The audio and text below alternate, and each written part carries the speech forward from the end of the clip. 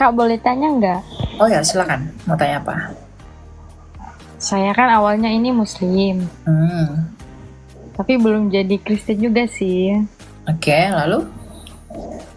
Itu apa perbedaan Tuhan Allah sama Yesus? Oke, Tuhan Allah yang kamu maksud di sini Tuhan Allah di imanmu Islam atau dalam iman kami Kristen? Dalam iman Kristen, Oke, nah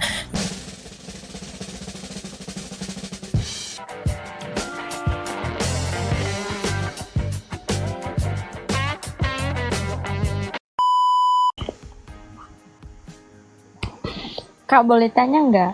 oh ya, silakan. Mau tanya apa? Saya kan awalnya ini Muslim, Hmm, tapi belum jadi Kristen juga sih. oke, lalu? Itu apa perbedaan Tuhan Allah sama Yesus? Oke, Tuhan Allah yang kamu maksud di sini Tuhan Allah di imanmu Islam atau dalam iman kami Kristen? Dalam iman Kristen, Oke, nah jadi apa bedanya Tuhan Allah dan Tuhan Yesus begitu ya? ya.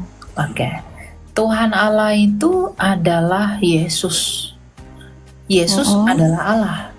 Di dalam 1 Korintus 8 ayat 6 dikatakan, bagi kita hanya ada satu Allah saja yaitu Bapa dan satu Tuhan yaitu Yesus. Nah, dalam iman Kristen, Allah itu bukan nama sama tidak seperti di dalam iman Islam yang mengatakan Allah itu adalah nama. Dalam iman Kristen, Allah itu adalah hakikat. Jadi Yesus itu adalah namanya Sang Firman, Allah adalah hakikatnya Firman, dan Tuhan adalah gelarnya Firman. Sama seperti kamu. Hakikat kamu manusia, nama kamu Yohana Esi, lalu gelar kamu pelajar. Gelar kamu pelajar, nama kamu Yohana Esi, lalu hakikat kamu manusia. Nah, dia hakikatnya Allah, gelarnya adalah Tuhan, namanya adalah Yesus.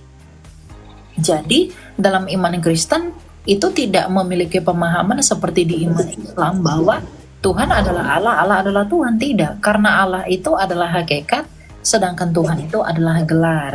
Jadi Allah adalah hakikatnya Yesus sebagai yang ilahi, Tuhan adalah gelarnya dia sebagai penguasa, dan Yesus adalah namanya ketika dia berinkarnasi menjadi manusia. Karena arti nama Yesus itu berasal dari kata Ibrani Yehoshua yang terdiri dari dua akar kata yaitu Yehova dan Yasha. Yehova artinya Tuhan ya, atau nama-nama kudusnya Allah. Lalu Yasha itu artinya keselamatan. Jadi arti nama Yesus adalah Allah atau Tuhan adalah keselamatan. Gitu. Jadi Tuhan Yesus itu gelarnya Tuhan, hakikatnya adalah Allah, dan namanya adalah Yesus. Tetapi Yesus bukanlah Allah Bapa. Gitu, ya. Ada lagi yang mau kamu tanya? Kalau kamu masih bingung. Apa tadi nggak kedengaran suaranya? Iya, jaringan kamu soalnya macet. Siapa namanya? Yohan. Jaringan kamu nggak stabil.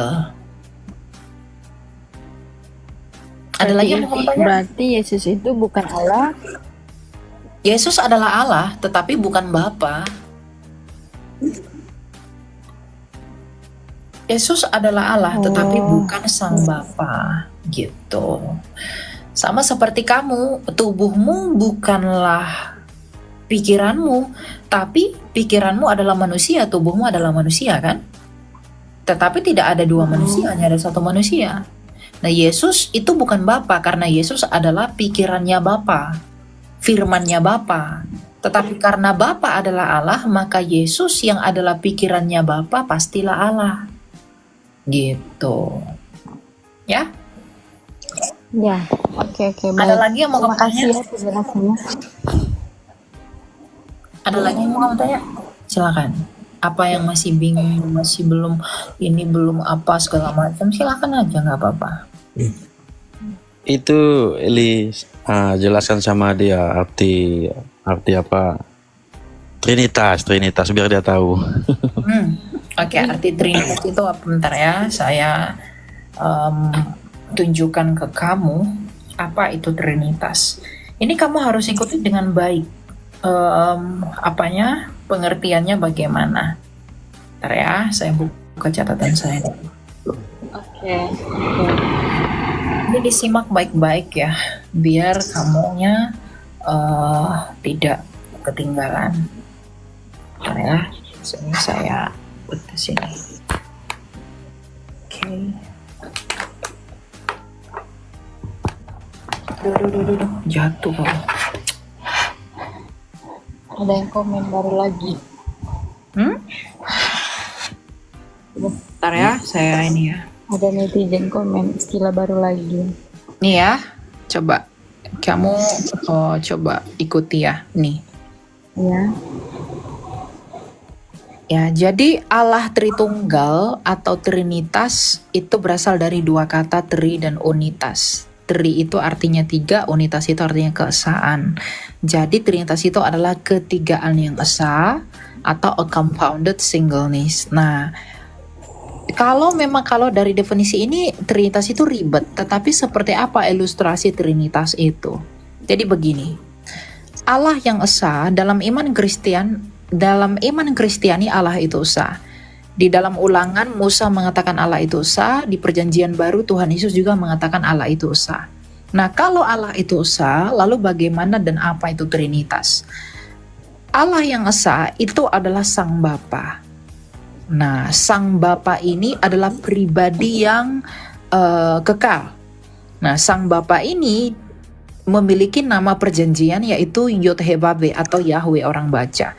Nah, sifatnya Sang Bapa ini dia itu transenden, dia tidak terhampiri, dia tidak kelihatan. Arti namanya Sang Bapa, nama perjanjiannya adalah Sang Ada. Nah, Allah yang esa yang adalah Bapa ini di dalam dirinya Bapa. Di dalam Bapa, dia memiliki yang disebut dengan firman. Atau dalam bahasa Yunani disebut sebagai logos. Logos itu adalah daya cipta, ilmu, kecerdasannya Sang Bapa. Di mana Sang Bapa menjadikan segala sesuatu itu menggunakan firman-Nya. Makanya dikatakan berfirmanlah Allah jadilah terang. Kalau Allah adalah Bapa, 1 Korintus 8 ayat 6, berarti Sang Bapa menjadikan terang menggunakan firman yang di dalam dirinya. Dan firman itu disebut sebagai anak.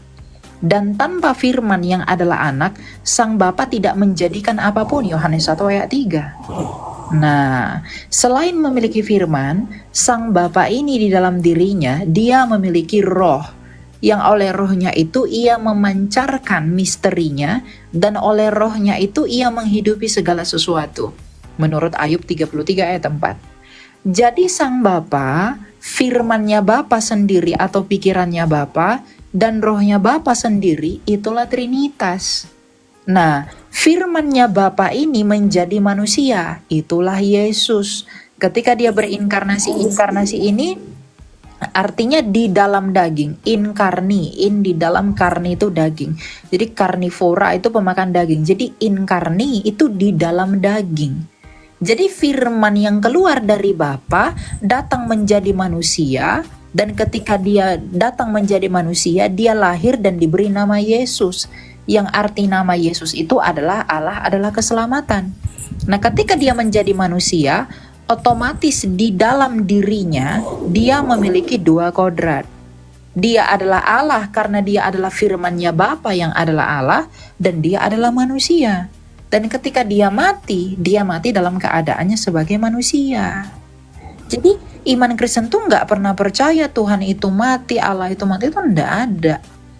Jadi Bapa, firman-Nya Bapa sendiri, rohnya Bapa sendiri, Bapa, Anak, dan Roh Kudus, itulah Trinitas. Jadi iman Kristen itu enggak pernah mempercayai ada 3 Tuhan, ada lebih dari 1 Tuhan, enggak. Kami percaya Allah itu esa, Ulangan 6 ayat 4, itu jelas. Tuhan Yesus pun mengatakan Allah itu esa, tetapi keesaan Allah itu kan tidak seperti seonggok batu. Tapi keesaan Allah itu penuh dengan yang disebut dengan misteri. Dan Allah telah menyatakan bagaimana misterinya dia. Bahwa dia bersama dengan firman-Nya dan rohnya itu kekal sejak semula. Karena Allah itu hidup dengan rohnya yang kudus yang diam di dalam dia, itulah Roh Kudus. Dan dia itu aktif mencipta dengan firman yang ada di dalam Dia sejak kekekalan. Ini Trinitas. Jadi Trinitas itu nggak pernah mempercayai ada 3 Tuhan, lalu diikat jadi satu, dikelompokkan. Itu nggak pernah dipercayai oleh orang Kristen, gitu. Cuma kan kebanyakan orang-orang membenci kekristenan yang pada akhirnya jatuh kepada kesimpulan dan framing yang tidak sesuai dengan apa yang kami imani, gitu loh. Makanya Bapak Gereja Agustinus dari Hippo itu mengatakan bahwa Tritunggal itu sudah ada sejak di Perjanjian Lama dalam Kejadian 1 ayat 1, ayat 2, dan ayat 3. Pembukaan Alkitab tuh udah Trinitas. Pada mulanya Allah menciptakan langit dan bumi, ada Allah. Siapa Allah di sana? 1 Korintus 8:6 ada Sang Bapa. Lalu ayat 2 Roh Allah melayang-layang. Lalu ayat 3-nya firman Allah. Bapa, firmannya Bapa, rohnya Bapa, ternyata sudah ada dalam kitab Kejadian, ya itulah Trinitas itu. Gitu, ya. Boleh tanya lagi enggak? Ya, silakan satu lagi, kita lanjut ke yang lain nanti. Kenapa ada kitab lama dan kitab baru? Ya, Perjanjian Lama dan Perjanjian Baru. Perjanjian Lama dan Perjanjian Baru itu bukan kitab yang diubah-ubah. Jadi mungkin kamu berpikir Perjanjian Baru adalah Perjanjian Lama yang direvisi, yang diubah-ubah tulisannya, lalu ditambah-tambah atau dikurang-kurangi. Enggak begitu. Perjanjian Lama itu adalah tulisan para nabi, nubuatan para nabi sebelum Yesus lahir ke dunia. Jadi para nabi itu bernubuat. Para nabi itu bernubuat dan menuliskan kitab mengenai datangnya Mesias. Nah, ketika Yesus sudah lahir dan apa yang Tuhan Yesus lakukan itu dicatat di Perjanjian Baru. Jadi, Perjanjian Lama adalah tulisan para nabi sebelum Yesus lahir. Perjanjian Baru adalah tulisan rasul-rasulnya Tuhan Yesus setelah Tuhan Yesus lahir. Jadi nggak ada tuh yang diubah-ubah, makanya isinya kitab Perjanjian Lama dengan isi kitab Perjanjian Baru itu berbeda. Jadi nggak ditambah-tambah, nggak diubah, nggak begitu. Karena sebelum ketika Tuhan Yesus datang ke dunia pun, kitab Perjanjian Lama tuh udah selesai, dikumpulkan, udah dikanonkan. Itulah yang dipakai Tuhan Yesus di sinagoga, ketika dia mengajar dan lain sebagainya. Gitu. Nah, sedangkan Perjanjian Baru di zamannya Tuhan Yesus kan belum rampung jadi satu kitab. Masih ditulis, masih di selembaran-selembaran, baru dikumpulkan, baru dipersatukan dengan Perjanjian Lama itu. Ya itu dia. Gitu. Jadi nggak ada diubah-ubah. Kan kalau orang lain kan biasanya nge-framing iman Kristen, kitab kalian kok ada yang lama, kok ada yang baru. Yang lama yang baru. Bingung jadinya kan, kok bisa lama, kok bisa ada yang baru. Nah itu, lama baru itu bukan yang di-upgrade, tetapi itu tentang masa penulisannya. Perjanjian Lama ditulis oleh nabi-nabi sebelum Tuhan Yesus lahir, Perjanjian Baru ditulis oleh rasul-rasul ketika Tuhan Yesus sudah lahir. Nah, jadi bedakan. Jadi bisa dikatakan bahwa Perjanjian Lama adalah nubuatan, Perjanjian Baru adalah penggenapan. Misalnya begini, aku menubuatkan bahwa nanti Yohanesi akan menjadi Kristen. Nah, itu dituliskan nubuatnya. Baru ketika kamu jadi Kristen, aku tulis lagi bahwa Yohanesi pada akhirnya telah menjadi Kristen, menggenapi nubuatan yang telah aku tulis dulu. Nah, itu kan dua. Nah, nubuatan itu kusebut Perjanjian Lama, yang sudah terjadi itu aku sebut Perjanjian Baru. Paham ya? Oke, paham. Nah, gitu. Oke ya? Oke, terima kasih ya. Oke, semangat selalu sister ya, mencari kebenaran di dalam Tuhan. Kita lanjut ya. Siap.